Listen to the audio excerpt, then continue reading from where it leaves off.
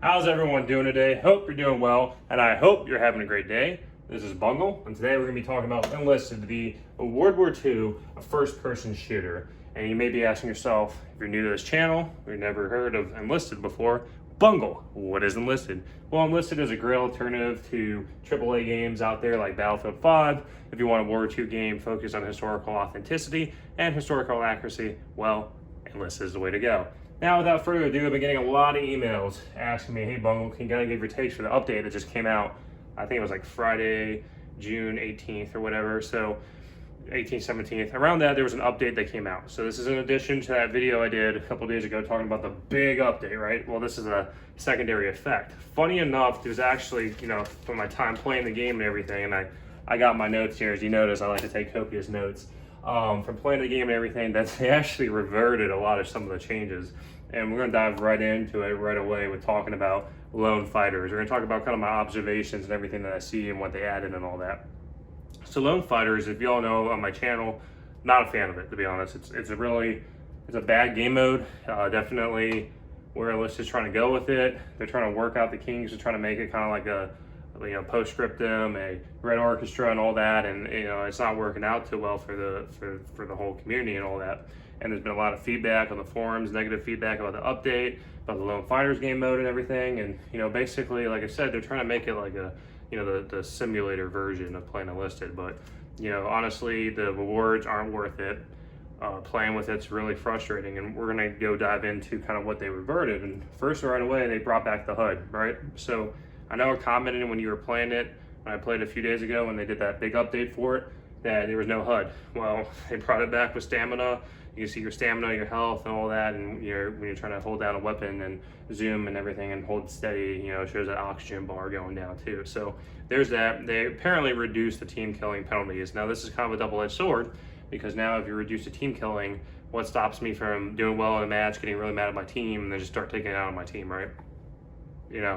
Reduce the team killing penalties. I get it, you can take someone out and stuff like that, but who says someone can abuse that? So personally, I don't even think team killing should even be in the game at all.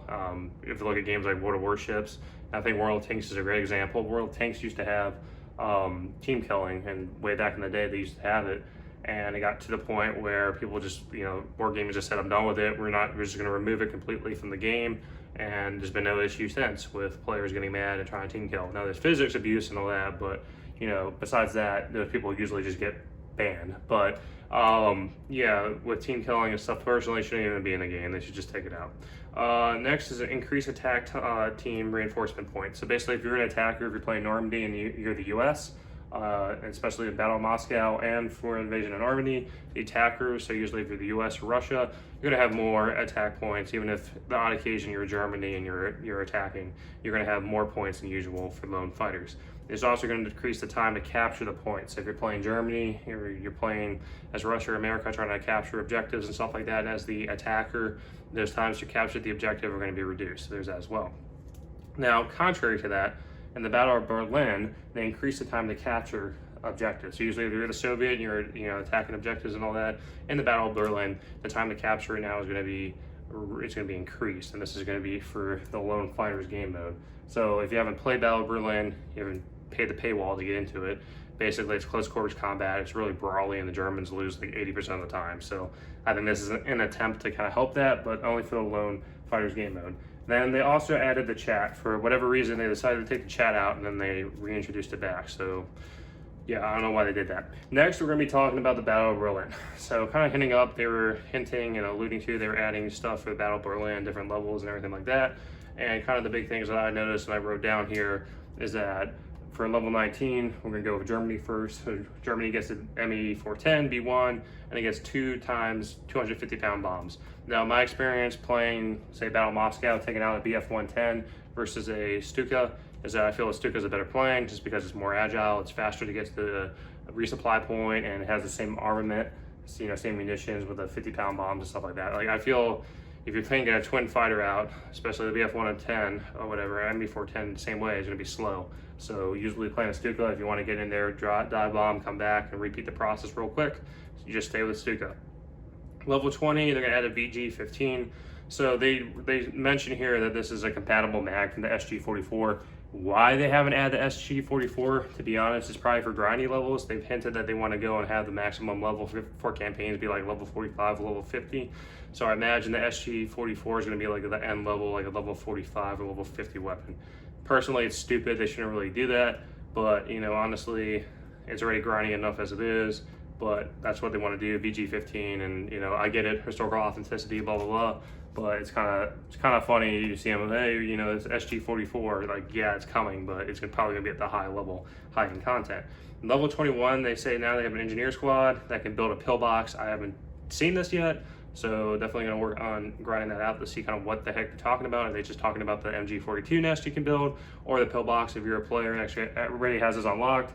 Comment down below, let me know if you got gameplay footage of it or whatever, send it to me so I can take a look at it. If I imagine it's a pillbox, like you're building an actual pillbox, then that would be kind of unique, but we'll see. You also get the FG42 at level 21, so if you play Normandy, you know that weapon's just killing all the allies and taking them all out. Now moving on with Russia, so level 19 they get another IL-2, so this one just gets rockets and 4 times 100-pound bombs. Personally, the difference between this one and the regular IL-2 you get from grinding down the Battle of Berlin tech tree is just, you know, you get rockets now, so cool. Next, level 20, you get the PPD-40, which basically it says is a PPSH predecessor. Same thing like the SG-44, they allude to that those weapons are going to probably come, but they're going to be like high level, you know, content, all right? So it's kind of frustrating that, you know, you're getting all these knockoffs and stuff like that. This is the real weapons that participated during that time.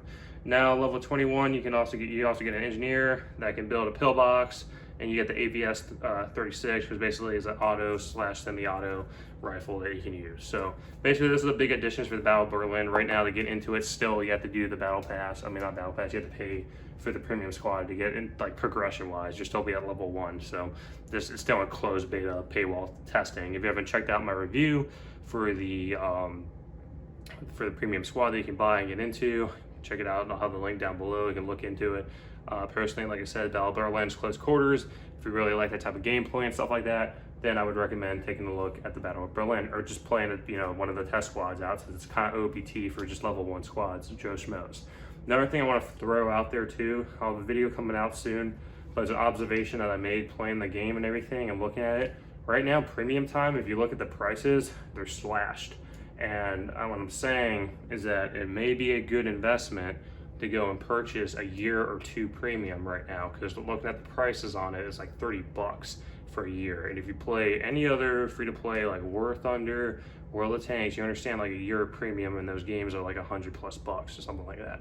So I'll do a video coming out soon talking about premium time, explaining it, so that way everyone kind of understands what it is, instead of just like, oh, it's double XP. Like, no, there's actually a lot of little hidden features that it does they may not be aware of. And there's also, it's heavily discounted right now because the game's in CDT.